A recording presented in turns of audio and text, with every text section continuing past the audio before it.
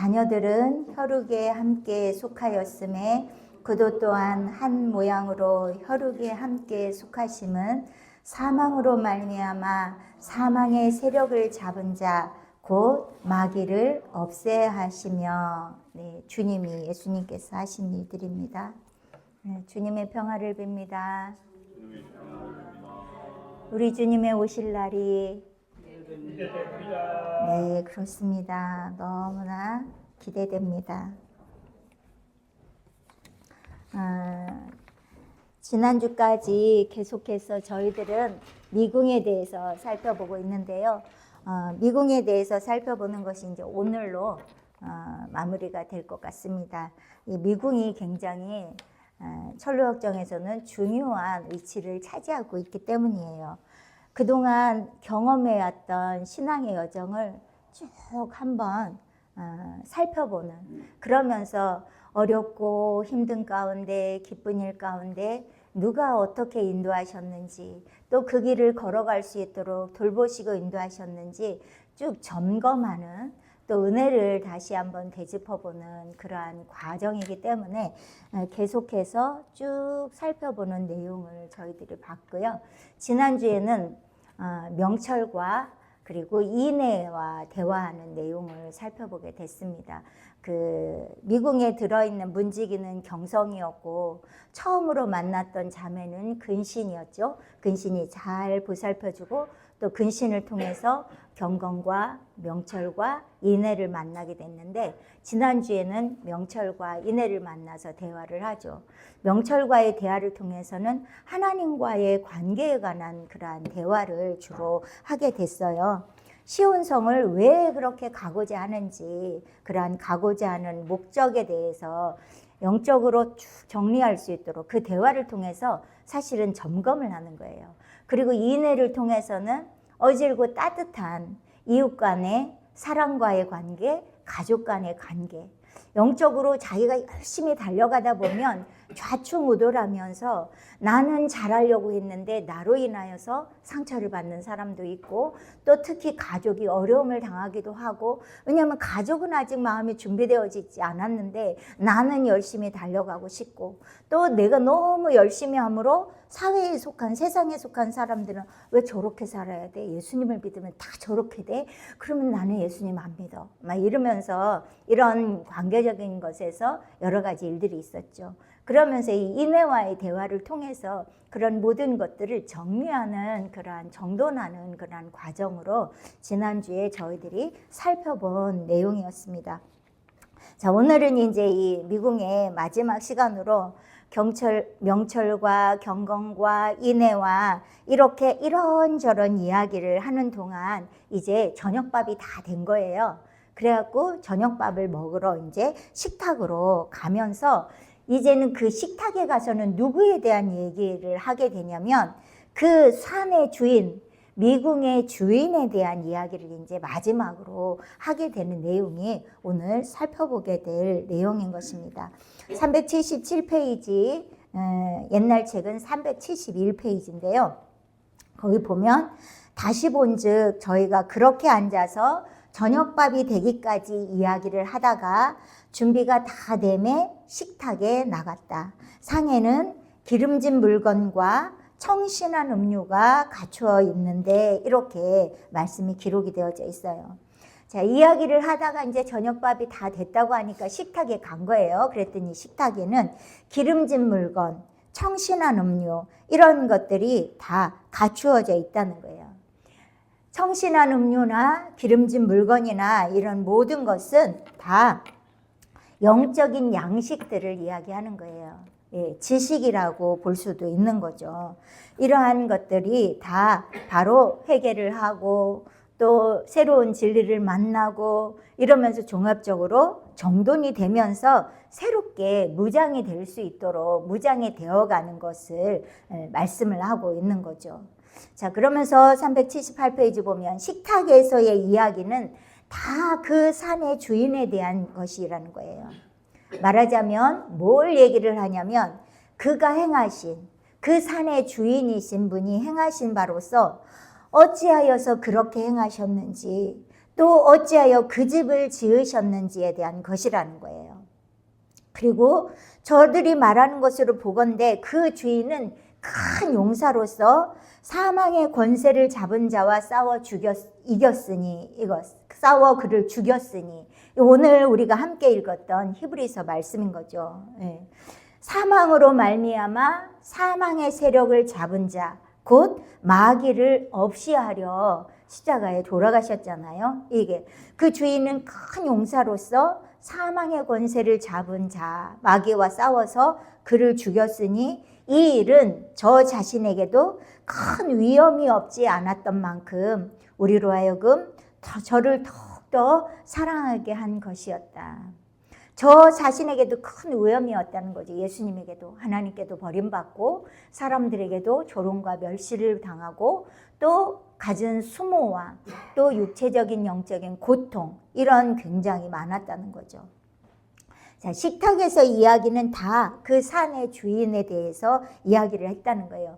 이제는 모든 것들이 다 예수님에 대한 것이라는 거예요. 모든 것이 다 예수님에게 초점이 맞춰져 있고 맞춰져야 되는 거죠. 예, 그리고 모든 것이 예수님 중심으로 분별이 되어야 되는 거예요. 그래서 하나님께 또 예수님께 영광을 돌리도록 하는 그동안 이렇게 모든 것들을 경건과 명철과 인애와 대화를 하면서 과거를 돌아보면서 이 모든 것들이 예수님 중심으로 열심히 달려가려고 하지만 그때 자기도 모르게 자기의가 있고 그렇습니다. 이런 것들이 다 예수님 중심으로 분별이 돼야 되고 또 잘하고 칭찬받을 만한 이러한 일들은 다 예수님께 영광을 돌려야 된다는 거죠. 이때는 주님을 사랑하는 마음으로 아주 마음이 굉장히 뜨거운 상태라는 거예요. 그러면서 이 미궁의 주인 누구예요? 그 산의 주인 이러한 주인인 주님께서 나그네처럼 살고 있는 성도들에게 휴식을 취하고 또 은혜를 받도록 하기 위해서 이 미궁을 만들어 놓으셨다는 거예요. 그래서 이곳에서 생각도 우리가 생각과 감정과 이런 것들이 정리가 되어지잖아요. 이곳에서 생각도 다 그리스도 중심적으로 정돈이 되어져 가게 하신다는 거예요. 이것도 선생님도 그렇게 기록을 하셨더라고요. 이곳에서 생각도 다 그리스도 중심적으로 정돈이 되고 그래서 외적으로는 아주 완전에 가까울 만큼 훌륭한 상태라는 거예요. 예.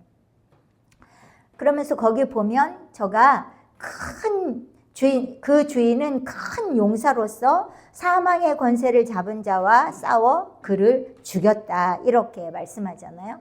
오늘 우리가 읽었던 히브리서 2장 14절 사망으로 말미암아 예수님의 그 죽으심으로 말미암아 큰 용사이신 예수님으로 죽으심으로 말미암아 사망의 권세를 잡은 자 마귀를 싸워서 이겼다는 거예요. 십자가의 은총으로 십자가의 죽으심으로 이 마귀를 멸망시켰다는 거죠.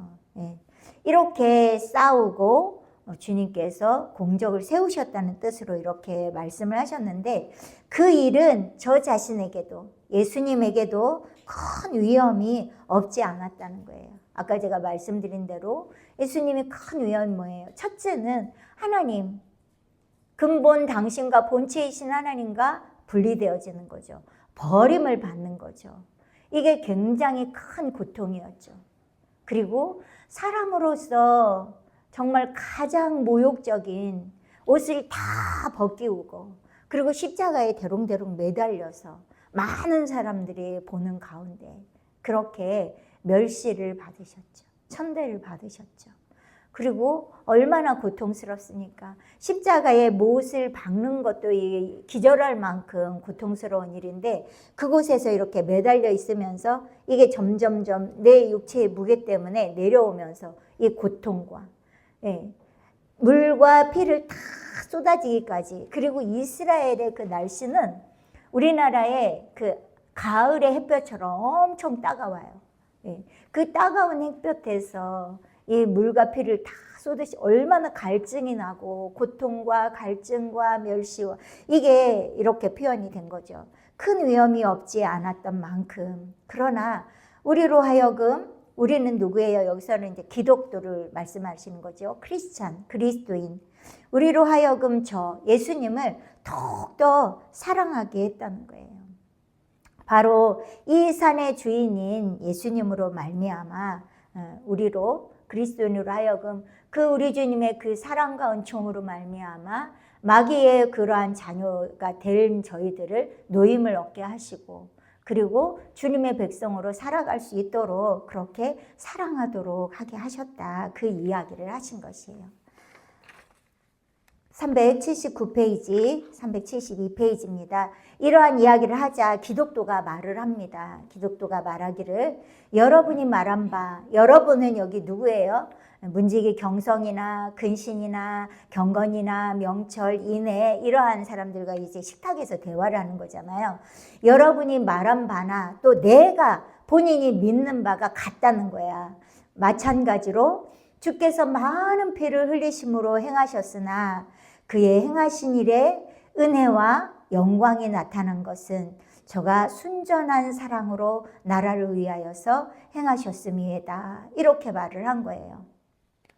주님께서 이렇게 당신이나 나나 이렇게 주님의 은총으로 말미암아서 이러한 일들을 행하신 것을 인정하고 또 믿습니다. 이렇게 말을 하자 그 집안 사람들 중에 몇 사람은, 집안 사람들 제가 아까 말씀을 드렸잖아요. 그 몇 사람은 주께서 십자가에 죽으신 후에도, 이제 예수님께서 십자가에 죽으셨잖아요. 그리고 부활하셨잖아요. 3일 만에. 그리고 부활하셔서 이 땅에서 부활체로 있으시다가 또 승천하시잖아요. 그래서 지금은 하늘 보좌에 계시잖아요. 그 중에 이제 집안 사람들 중에 몇 사람이 말을 하는 거예요. 주께서 십자가에 죽으신 후에도 저희가 주를 보고 함께 말하였다 하고, 십자가에 죽으신 후에도 주님을 보고 함께 말하였대요. 그리고 주는 세상 어디서든지 만날 수 없을 만큼 불쌍한 행인들, 그러한 사람들을 극히 사랑하신 자이신 것을 저희가 친히 주께 들었다고 간증을 했다는 거예요. 자, 이 사람들은 지금 경건과 명철과 인애나 근신이나 이런 사람들이 이야기를 하는 거예요. 십자가에 죽으신 후에도 주님을 보고 말을 했대요. 그리고 주님한테 친히 들었다는 거예요. 자, 이게 뭘까요? 자, 예수님께서는 이렇게 하나님의 뜻을 이루시고자 십자가에 죽으시고 부활하셔서 주님께서 이러한 모든 일들을 주님의 사랑으로 나라를 위하여서 이렇게 행하셨는데, 그 중에 몇 사람은 죽으신 후에도 주님을 보고 말하고 또 친히 주님께 들었다는 거예요. 들은 건 뭐냐면 아주 어디서도 만나볼 수 없는 너무너무 불쌍한 버려진 사람, 소외된 사람, 그러한 사람들을 지극히 사랑하시는 분이라는 것을 친히 주님께로부터 들었다는 거예요.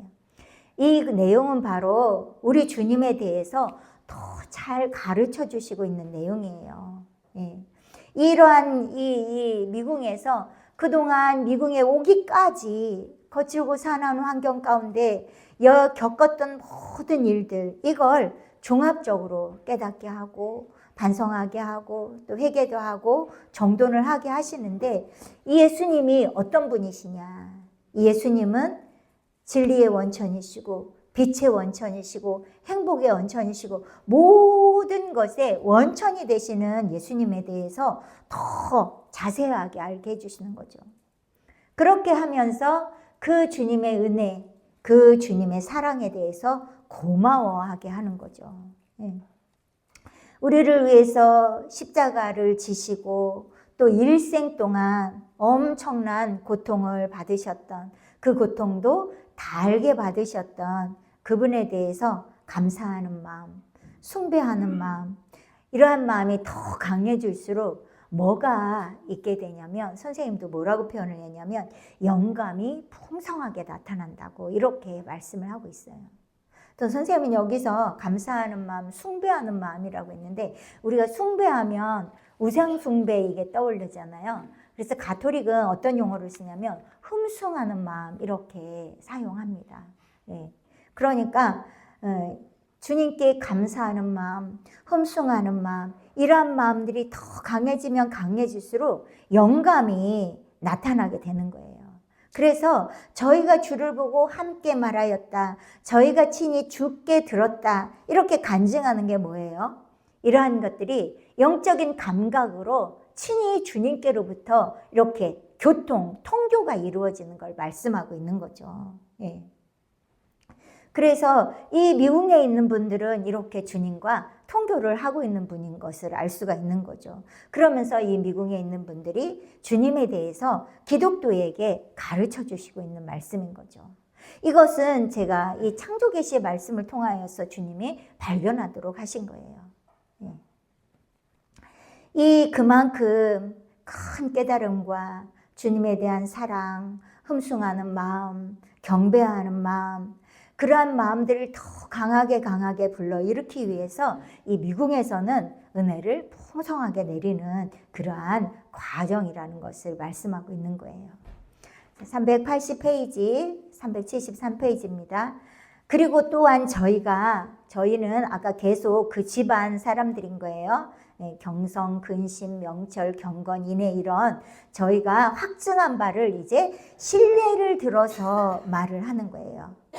그러면서 즉 주께서 자기 영광을 버리시고 가난한 자를 위하여 행하였다 하고, 예수님께서 행하신 일이에요. 모든 영광을 버리시고 가난한 자를 위하여서 행하였다 하고, 또는 저희가 들은 바, 이 지금 아까 말씀드린 그 집안 사람들인 거죠. 저희가 들은 바 주께서 시온산에 혼자 거하기를 원치 아니하신다. 예수님께서는 혼자 천국에서 영생복락을 누리시기를 원치 아니하신다는 거예요. 저희들과 함께 더불어서 이 시온산에 거하고 싶으신 거죠. 또다시 저희가 말하기를 뭐라고 하냐면, 행인들이 뭐예요? 이 지금 순례자, 필그림, 여기 천류역정이 더 필그림스 프로그레스 이렇게 나오잖아요.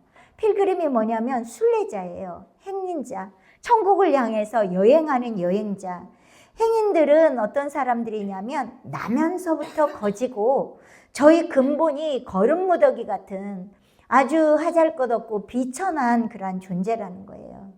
그런 존재를 주께서 저희로 하여금 존귀한 자가 되게 하였다 한 것이다, 이렇게 말씀해요.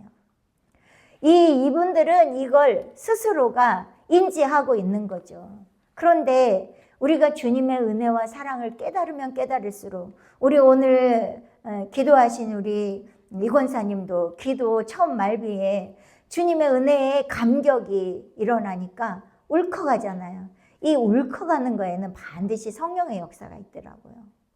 이 성령의 역사가 있어서 뭘 깨닫냐면, 나같이 비천하고 보잘것없는 자를 어찌 이런 큰 사랑을 베푸십니까? 이게 말은 안 하여도 이미 감정으로 인지가 됐던 거죠. 이분들이 그런 거예요. 저희가 확증한 바 신뢰를 들어 말한 게 뭐냐면, 이 예수님께서는 자기 영광을, 하늘 보좌의 영광을 버리시고 가난한 자를 위하여서 행하시고, 또 저희가 들은 바 시온산에 혼자 거하기를 원치 않는 거예요. 저희같이 부족한 자, 천국에 들어가서 영생할 자격이 없어. 그러니까 고치셔서 예수님과 똑같은 성품으로 만드셔서 그렇게 같이 거하기를 원하셔서. 그런데 이러한 여행자, 신앙인들, 순례자들은 나면서부터 거지고 근본이 거름무더기였대요. 그런데 주님께서는 저희로 하여금 존귀한 자가 되게 하였다. 이게 뭐냐면 근본적으로 거름무더기 같은 보잘것없는 그러한 사람들이었지만 믿음으로 말미암아 존귀한 자가 되도록 그렇게 이끌어 가시고 이끌어 가셨다는 이야기를 하고 있는 거죠. 주님께서 뭐라고 말씀하시냐면, 땅에 있는 성도는 존귀한 자니 나의 기쁨이 저희 안에 있도다. 시편에서 이렇게 말씀을 하고 계세요. 저희들은 존귀한 자가 아닌데 그렇게 존귀한 자로 만들어 가신 거예요. 제가 이 말씀을 준비하면서 어떤 제가 찾고 싶은 말씀을 찾다가 제가 발견하게 하신 말씀이 있어요. 22년 3월 17일 날 송원장님이 받은 말씀이신데 제가 읽어드립니다. 온 우주 만물이 주님이시라면 저는 먼지와 같은 티끌에 불과한 존재입니다. 주여, 티끌 같은 존재를 어찌 이리도 사랑하십니까? 어찌 이리도 귀한 존재처럼 사랑해 주십니까? 그 사랑에 오늘 감격의 눈물이 흐릅니다. 어찌 티끌만한 존재에게 받으시는 사랑으로 그리 만족하시는지요.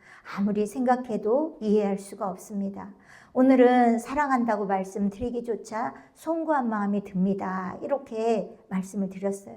그랬더니 주님이 뭐라고 말씀하시냐면, 아니라 너희는 나를 있게 하는 세포와 같은 존재라, 이렇게 말씀하시면서 너희가 있어야 내 생명이 날마다 살아있는 것과 같다. 나는 너희에게서 힘을 얻는다. 그것이 사랑의 관계가 아니겠느냐? 너희들은 나의 몸의 일부들이다. 나는 너희에게 내 몸을 주었다. 내 피를 주었다. 그러니 너희들이 나의 몸의 존재들이 아니겠느냐? 내가 어찌 너희들을 사랑하지 않을 수 있겠느냐? 너희들은 나에게서 나간 존재들이라. 하지만 마음만은 내게 주어지지 않았다. 나는 나의 모든 것을 너희에게 주고 그 마음들 내 것으로 거두어 드리는 것이다.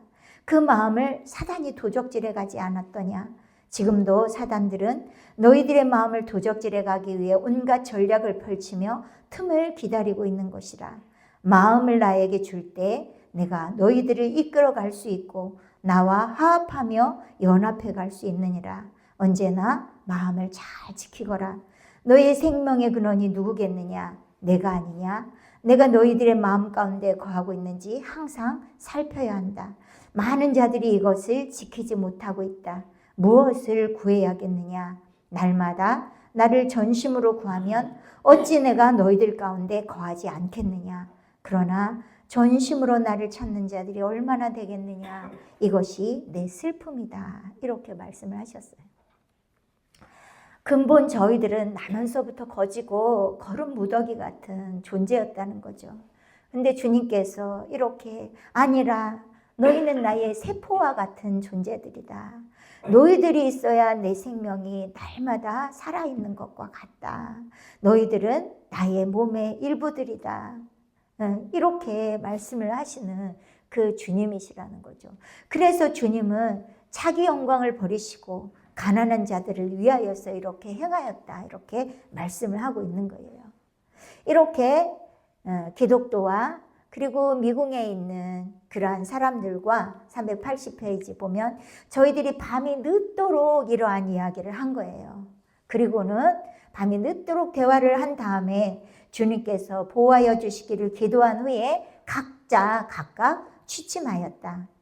그 중에 기독교는 해 뜨는 편으로 창문이 열린 2층 큰 방에 누웠는데 그 방의 칭호, 그 방의 이름은 화평실이었다. 거기서 저가 날이 새도록 자고 일어나서 이렇게 노래하였다. 이렇게 기록을 하고 있습니다. 이 기독교가 이제 밤새도록 그러한 대화를 한 다음에 각자 잠을 자는데 이 기독교에게 주어진 방은 해가 뜨는 편으로 창문이 열린 아주 위층의 큰 방이라는 거예요. 해가 뜨는 방, 그곳에 누워 있다는 건 뭐냐면 이렇게 아주 밝은 빛이, 많은 밝은 빛이 들어오는 그러한 방이라는 거예요. 그 방의 이름은 화평실이었다는 거예요. 화평실, 천국적인 평안이 가득한 장소, 주님과 화평을 이루어가는 장소. 빛 가운데서 일한 모든 것들이 정돈이 되면서 자기 자신의 마음에 화평한 마음과 더불어서 주님과의 화평을 이루어가는 거죠. 이때는 은혜가 아주 풍성한 거예요. 그래서 우리 주님의 은혜를 생각만 해도 감사하고 또 그동안 여러 환난 고통을 당하였지만 그것이 얼마나 좋은지, 그게 없으면 안 될 자신이었다는 것을 깨닫고 아주 좋아하게 되는 그러한 걸 말씀하고 있는 거죠. 380페이지 계속 갑니다. 내가 처한 여기야 과연 어디 이런고. 내가 있는 이곳이 과연 어딘가 이러면서 이곳은 예수님의 사랑과 또한 그 예수님의 보호로 행인들을 위하여서 예비하신 곳이라는 거예요. 순례자들을 위해서 예비하신대라오. 주님께서 나의 죄를 이미 용서하였으니 하늘집을 이웃해 살게 되었네. 막 감사의 찬미의 고백을 드리는 거죠. 내가 처한 여기 미궁을 말하는 거잖아요. 이 미궁은 바로 은혜로운 장소, 신령한 장소, 하나님의 사랑을 마음껏 느낄 수 있는 그러한 장소라는 거예요. 예수님의 은혜로 순례자들을 위해서 예비하신 그러한 장소라는 거죠. 하나님의 은혜로 영적으로 달려가는 사람들에게는 이 미궁을 허락하신다는 거예요. 아무나 갈 수는 없지만 이 주님을 원하고 바람으로 달려갈 때에 이곳을 예비하신 이란 장소가 있다는 거죠. 그러면서 주님께서 나의 죄 이미 용서하셨으니, 그동안 주님께서는 이 기독교가 거룩무더기 같고 날 때부터 거지 같은 그러한 인생이었지만 이러한 부족한 것들을 다 이미 용서하시고 이걸 느끼게 되는 거죠. 폐부적으로 느끼면서 감사하는 거예요.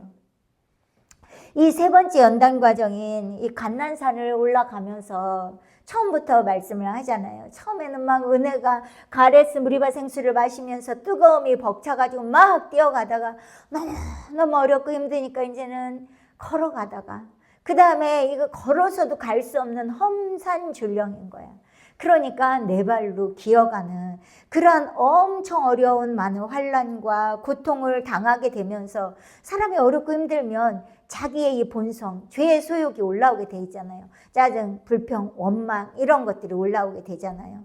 그런 부끄러움들이 있고 있었지만 주님께서 이미 그러한 모든 죄를 깨끗하게 용서해 주셨다는 거예요. 그리고 평안을 얻게 됐다는 거죠. 그렇게 용서하시고 평안을 얻게 되니까 이제 하늘집을 이웃해서 살게 됐다는 거예요. 이제는 아주 이게 하늘집에 들어간 건 아니잖아요. 그러니까 하늘집이 이웃집이야. 이건 뭐냐면 하늘나라의 지점과 같은 그러한 곳이구나. 이곳이 그런 곳이구나. 이렇게 은혜로운 생활을 하는 곳이구나. 꼭 천국 안에 들어온 것 같은 천국의 지점 같은 그러한 은혜로운 기쁨, 평안 이런 것이 넘치는 것을 하늘집을 이웃해서 살겠네 이렇게 고백하고 있는 내용이라는 거예요. 자, 그렇다면 이 미궁이 그런 미궁이 이 이스라엘 왕국 발달 과정에서는 어디에 해당을 하느냐? 이 미궁이 바로 이 계수에 해당하는 것이고요. 이 계수하는 과정에서 이 마지막으로 이 모세가 이스라엘 백성들에게 이야기를 하는 거죠. 그리고 신명기를 허락해 주시는 거죠. 모압 평지에서 있었던 일이에요. 모세 선지자가 그 모압 평지에 이스라엘 백성들을 모아놓고 말씀하시는 것이지요. 계수와 함께 진행이 되는데 이때 신명기에 대한 말씀을 쭉 하시고 이제 여호수아에게 안수를 하고 그리고 모세는 이 세상을 떠나게 되는 거죠. 이 광야 40년 동안에 그 어려움을 겪은 이러한 모든 어려움을 통과하면서 여기까지 올라오게 된 이스라엘 백성들을 모아놓고 마지막 모세가 이제 유언처럼 말씀을 선포하는 거예요. 유언처럼 말씀을 선포할 때 얼마나 감격스럽고 은혜가 넘쳤겠어요. 우리 권사님은 잠시 기도하러 왔는데도 그동안에 베푸신 은혜가 감사해서 울컥하는데 여기까지 이제 많은 백성들을 이끌고 올 때 모세가 얼마나 어려움을 겪었는지 몰라요. 주님, 제가 저들을 낳았나이까 막 이러고 돌을 명하여서 물을 내라 그러니까 돌을 치잖아요. 그러니까 이 순간순간 말할 수 없는 어려움을 겪게 되지만 이곳에서 이제 마지막 주님의 뜻을 이야기하면서 감격이 넘쳤던 거죠. 그러나 여기는 아직까지는 천국에 들어간 것은 아니고요. 천국에 이웃하고 있는 것 같은 아주 그 천국에 들어간 것처럼 비슷한 정도로 은혜가 넘치는 그런 장소라는 거죠. 또 선생님이 이곳에서 설교역정을 통해서 뭘 말씀하냐면 제자들이 질문을 하는 거죠. 성경에 보면 창세기, 출애굽기, 레위기 다음에 신명기가 나오잖아요. 레위기는 주로 제사법에 나오고 신명기는 율법에 대해서 나오는데 자, 구약에 나와 있는 신명기나 또 레위기의 율법이나 이런 것은 현재를 살고 있는 저희들은 어떻게 정돈하고 그 말씀을 어떻게 적용하고 어떻게 받아들여야 될까요? 또 제사에 대해서나 또 죄에 대해서 심판하는 것에 대해서나 어떻게 받아들여야 될까요? 이렇게 이제 공선생님께 물은 거예요. 그러니까 공선생님 뭐라고 말씀하시냐면 율법은 이미 다 폐지되어져 있다는 거예요. 왜요? 구약 율법은 이미 폐지가 된 거고 새로운 율법, 그리스도의 율법, 예수님이 오시면서 그리스도의 율법이 오게 된 거잖아요. 그러면서 우리들은 그리스도의 율법을 쫓아가는, 그리스도의 율법을 실천하려고 하는 그러한 상태에 와 있다는 거죠. 그렇지만 구약 율법을 참고는 해야 된다는 거예요. 왜요? 구약도 하나님의 말씀이기 때문에. 굉장히 중요한 팁이 있습니다. 주님은 계속해서 이렇게 성경을 주셨잖아요. 그리고 공선생님에게 뭘 허락하셨어요? 핵심 진리를 주셨어요. 핵심 진리는 뭐냐면 성경의 핵심 진리라고 기록이 되어져 있어요. 성경 전체가 아니에요. 핵심적인 것을 주님께서 간추릴 수 있도록 그를 사용하신 거죠. 또 그 이후에 주님께서는 이 핵심 진리는 설계도예요. 설계도. 설계도만 있다고 집이 지어지나요? 아니죠. 자재가 다 필요한 거죠. 그 설계도와 같은 말씀들을 계속해서 여러 사람들에게 주고 계세요. 그런데 그 중에 하나가 창조 계시 말씀을 주고 계신 거죠. 자, 이러한 창조 계시의 말씀을 통하여서 주신 거죠. 그래서 구약율법을 참고는 해야 되는 거예요. 네. 신약의 말씀도 봐야 되는 거죠. 네. 왜냐하면 이 구약의 말씀을 참고해야 되는 이유는 뭐냐면 하나님의 말씀이기 때문에 또 하나님의 빛이 어느 정도 반영이 되었기 때문이라는 거예요. 그러나 신약 성경의 범주 안에 다 들어있는 것이기 때문에 참고로 생각해 볼 수 있다는 거예요. 자, 십계명 같은 것도 다 신약에 나와 있다는 거예요. 오히려 그보다도 더 내면적인 계명이라는 거예요. 구약은 간음하지 말라 이렇게 말씀하셨는데 신약은 마음으로조차 음욕을 품지 말라. 더 밝은 빛이 비춰지고 있다는 거죠. 그런데 창조계시 말씀에서는 자기를 사랑하는 것이 음란이다. 주님보다 더 사랑하는 것이 음란이다. 이렇게 말씀하셨어요. 그러니까 더 내면적인, 더 빛이 밝은 말씀들이 주어진 거죠. 그렇기 때문에 구약에 십계명이 있지만 신약에는 더 밝은 빛이 우리에게 비춰지기 있기 때문에 사실은 그것이 폐지되어도 아무런 문제가 안 된다고 이렇게 말씀을 하셨어요. 참고는 하라는 거죠. 그래서 사랑은 율법의 완성이다라고 말씀하신 것이라는 거죠. 이웃을 사랑한다면 어떻게 도둑질, 살인이나 간음을 할 수 있겠냐는 거예요. 네. 자, 주님을 진심으로 사랑한다면 어떻게 나를 더 사랑할 수 있겠어요? 주님을 더 사랑하게 되는 거죠. 이게 창조계시의 말씀이잖아요. 네. 이렇게 계수한 때부터 율법, 이 사랑의 계명을 이때 요 단계가 여기잖아요. 네. 이때 사랑의 계명, 율법을 선포하신 것과 같다는 거예요. 그리고 모세가 한 세상 떠나기 직전까지 6개월 정도까지 이러한 일들을 하고 여호수아에게 안수를 하고 그리고 하나님께서 데려가신 내용을 여기 참고적으로 선생님은 여기에 기록을 하셨어요. 자, 383페이지입니다. 376페이지고요. 옛날 책은. 그리고 아침에 다 일어나서 이제 다 모든 식구들이 일어난 거예요. 좀 더 이야기를 한 후에 저희가 기독도더러 말합니다. 저희는 아까 계속 말씀드린 대로 그 미궁 안에 있는 분들이죠. 기독도더러 뭐라고 말을 하냐면 그곳에 있는 진귀한 것을 보고 떠나가라 이렇게 말을 합니다. 그곳에 미궁에 있는 진귀한 것을 보고 떠나가라. 아직 더 보여줄 것이 있다는 거죠. 예.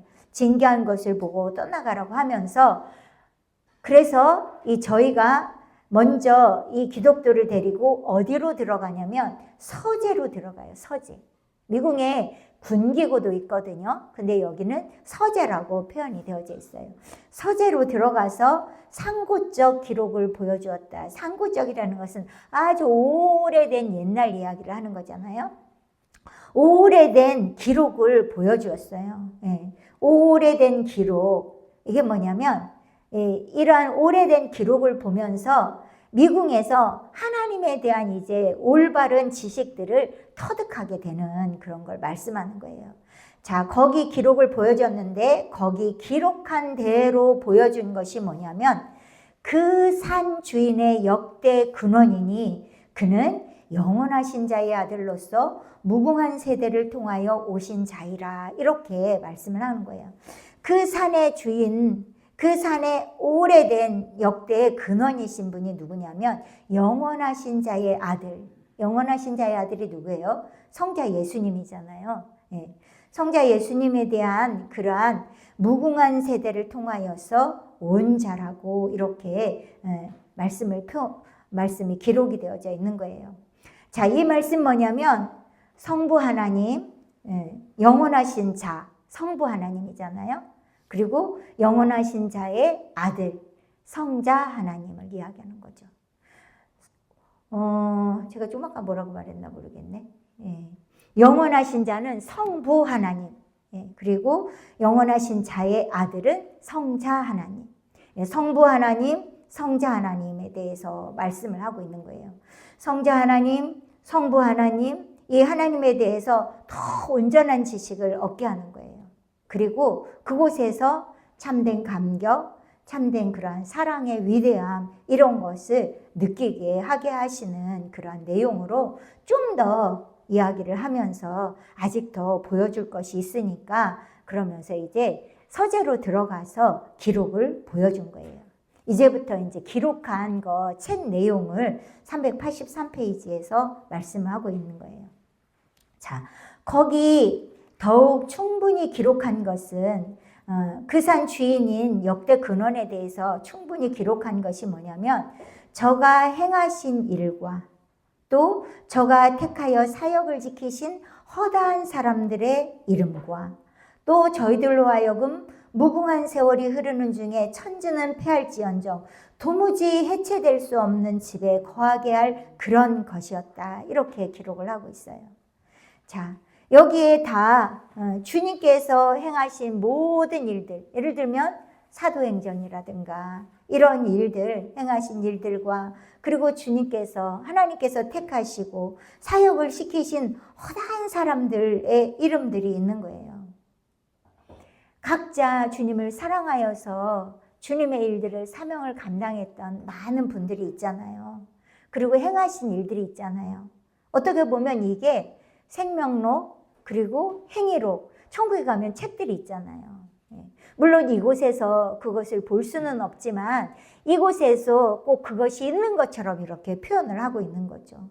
그러면서 무궁한 세월이 영원무궁한 그러한 세월이 흐르는 중에 이 천지는 없어지잖아요. 사실은 이 지구는 없어집니다.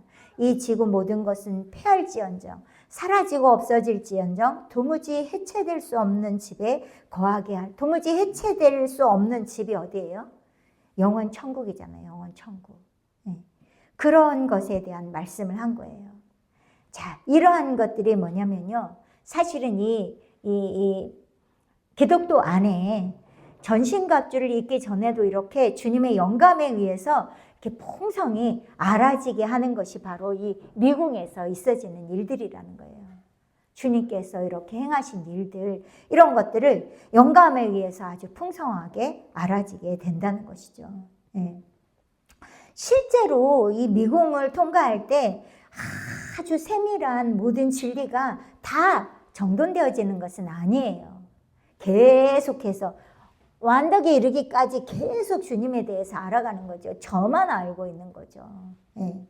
그렇지만 자꾸 가면서 주님을 사랑하면 사랑할수록 알고자 하면 알수록 주님께서 알아지게 되는 거예요. 주님께서 저희들에게도 많은 말씀을 주셨잖아요. 그런데 그거 문장을 쪼르륵 기억하지 못하잖아요. 그런데 저도 이 말씀을 준비하다가 뭐가 알고 싶은 거예요. 그게 정리가 되어지고 싶은 거예요. 그런데 그게 알고 싶으니까 어떻게 해요? 휴대폰을 찾아보고 컴퓨터를 켜서 찾아보고 주님께서 우리들에게 허락하신 소책자를 찾아보고 제 방에 가면 여기저기에 그 책이 다 이렇게 펼쳐져 있어. 어디에 있는지 잘 모르니까 너무 방대하니까 찾는 거예요. 그러면 주님께서 알아지게 하시더라고요. 주님이 저한테 지식의 말씀이다 이런 것들이 나는 지식도 별로 없는데 성경도 별로 아는 게 없고 또 핵심 진리도 별로 아는 것이 없는데 그런데 주님은 제가 알고자 할 때 그런 말씀들을 떠오르게 하더라고요. 제가 금요일 날 나눔을 할 때도 주님이 타산지석을 생각나게 하는 거예요. 제가 그 나눔을 하면서 이 시교회와 있었던 일들이 정말 이게 우리 안에 있었던 일들인데 이때 너무 주님의 마음을 알지 못하여서 우리가 이렇게 오랜 세월 주님을 아프시게 해드리고 우리는 그 길을 가는데 오래 걸리고 또 주님의 온전한 뜻이 이렇게 가기를 원하시는 것이 이렇게 틀어갈 수밖에 없는 이러한 것들이 발생이 됐는데 지금 사기분들도 너무 어려움 가운데 있는 분들이 각자가 있더라고요. 그분들에게는 이 말씀이 어떻게 적용되기를 원하실까 이러면서 제가 그것을 자꾸 생각을 했던 거예요.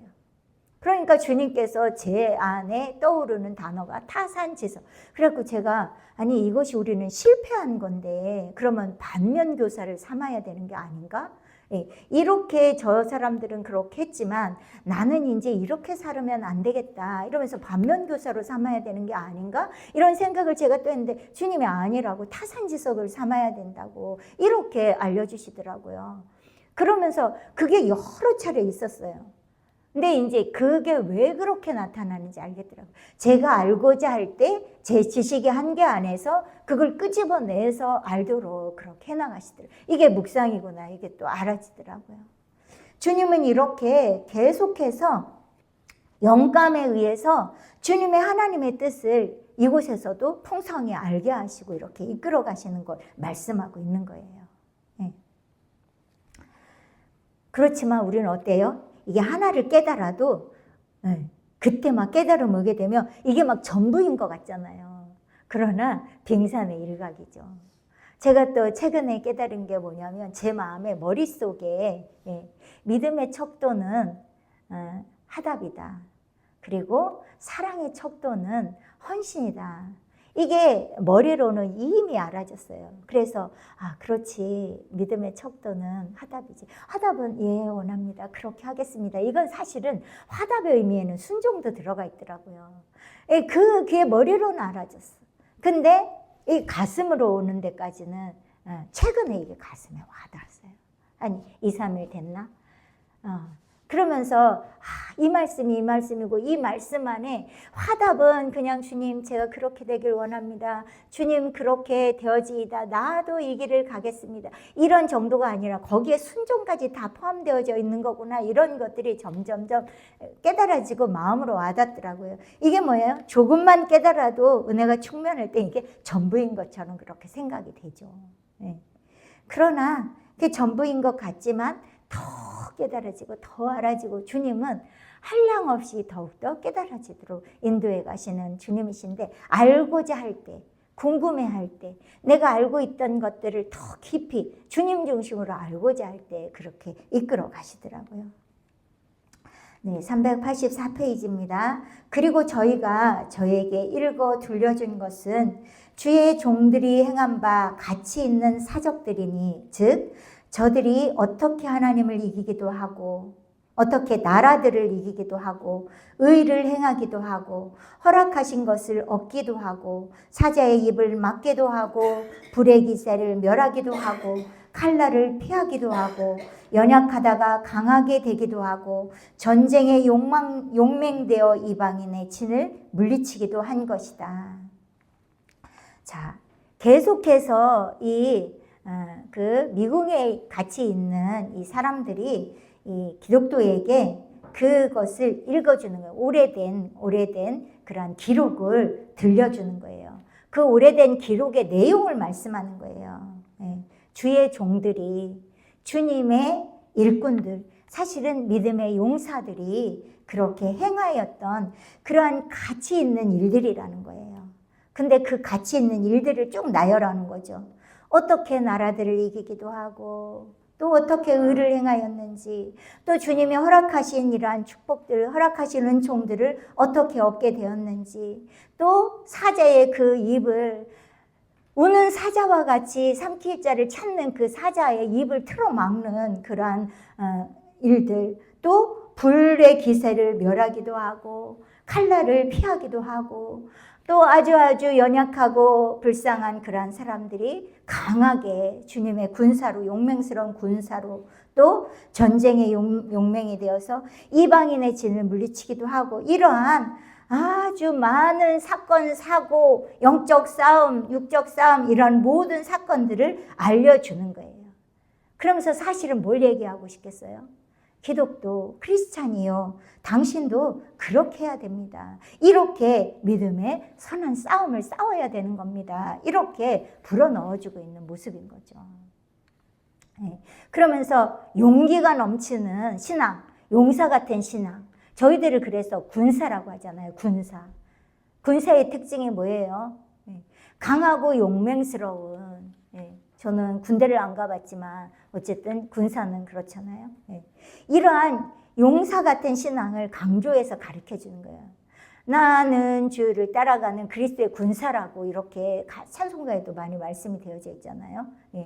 그렇지만 이 미궁을 통과할 때 그렇게 만만한 것이 아니에요. 실제 생활 환경 가운데서 환난과 풍파를 많이 겪으면서 통과를 하게 되는 거죠. 이 관난산 꼭대기 막바지에 험악한 이 가시밭길을 통과하면서 이렇게 아주 큰 위로를 받게 하고 하나님의 사랑과 위로와 지혜와 이런 것들을 풍성히 받게 되면서 모든 것에 이제 질서를 잡아주시는 과정이라는 거죠. 384페이지입니다. 377페이지고요. 그리고 저희가 또다시 그 집의 기사인 다른 책이 또 있는 거예요. 다른 내용들이 기록되어져 있는 다른 책을 읽어드렸으니 즉 어떠한 자가 과거에 있어서 아무리 주의 인격과 행사를 크게 모욕했을지라도 주는 저를 인자함으로 영접하시기를 좋아한다 한 것이요. 그 외에도 또한 여러 가지 유명한 일들에 기재된 역사가 거기에 많이 있었다. 아까 읽어준 책들은 아주 용맹스럽게 군사와 같이 영적 전투에서 싸움을 싸웠던 그러한 내용의 책이었고요. 또 다른 책을 읽어주는데 그 책의 내용이 뭐냐면 어떠한 사람이 그리스도인이라고 하면서 예수님의 인격을 모욕하고 예수님의 은혜를 배은망덕하고 그런 사람인 거예요. 그런 사람이라 할지라도 주님께서는 그 사람을 인자하게 받아들이고 오래 참으시고 인내하시면서 그를 받아들이기를 영접하기를 그를 수용하기를 그렇게 좋아하시는 주님이었다는 거예요. 그렇게 배은망덕한 사람을 수용하고 받아들이고 주님께로 이끌어가고 그러한 일들이 그러한 역사가 그러한 사람들의 내용이 많이 기록된 책을 또다시 보여주고 있는 거예요. 이게 예수님을 말씀하시는 거죠. 예수님의 온전하신 사랑, 우리도 닮아가야 할 그 사랑, 원수까지도 언제까지나 사랑해 주시는 또 정말로 무례하고 순간순간 변화무쌍한 엎치락뒤치락하는 이러한 사람을 기다려주고 참아주시는 그러한 사랑과 인내와 온유와 겸손과 자비와 양성과 이러한 예수님의 인격에 대해서 또 보여주시는 그러한 책인 거죠.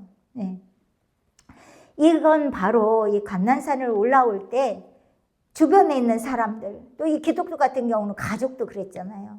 원수처럼 괴롭히고 환난과 고통을 주고 멸시하고 구박을 하고 이러한 모든 사람들을 예수님처럼 그렇게 온전한 사랑으로 이겨야 되는 거죠. 또 이길 수 있도록 주님께서 점점 이끌어가는 것이죠. 저희들에게도 수용해야 되지 않겠니? 너그러워야 되지 않겠니? 또 돌보는 사랑으로 돌봐야 되지 않겠니? 이러면서 주님께서 이렇게 점점점 이끌어 가시잖아요. 이겨야 된다고 말씀하시고 이기도록 그렇게 이끌어 가시는 거죠. 그렇기 때문에 조금이라도 깨름직한 생각이나 관계나 이런 것들을 회개하면서 다 닦아내도록 그렇게 이끌어 가시는 거죠. 자, 385페이지입니다. 또 다시 기독도가 이것을 다 한번 열람하였다. 열람하는 건 뭐예요? 다시 한번 열어서 훑어본 거예요. 이분들이 알려줬던 그런 책들 있잖아요. 주님께서 군사와 같이 싸우도록 그렇게 이끌었던 그분들의 사적, 또 예수님께서 정말 배은망덕한 사람을 어떻게 인내하면서 그들을 덮으시며 사랑으로 인도하셨는지 그러한 것을 기록한 책, 이런 것들을 다 한번 다시 열어서 봤다는 거예요. 바로 이 미궁을 통과할 때 이렇게 모든 신앙을 새롭게 하는 것을 말씀하는 거죠. 구약에서 신명기를 통해서 가나안 땅에 들어가도록 그렇게 준비를 하는 것처럼, 또 모세는 이스라엘 백성들에게 이제 신명기를 선포하면서 이제 너희들이 가나안 땅에 들어가면 이렇게 해라 이렇게 하면서 신명기의 말씀을 주시잖아요.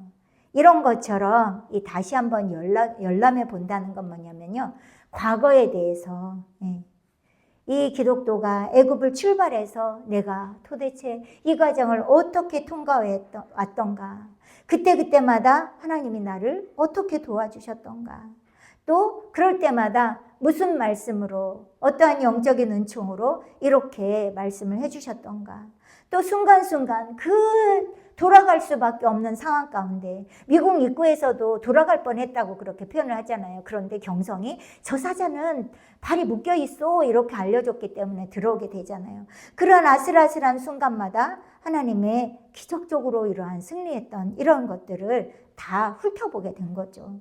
그러면서 또다시 가나안 땅에 들어가서 어떻게 살아야 될 것인지도 알려주는 것이죠.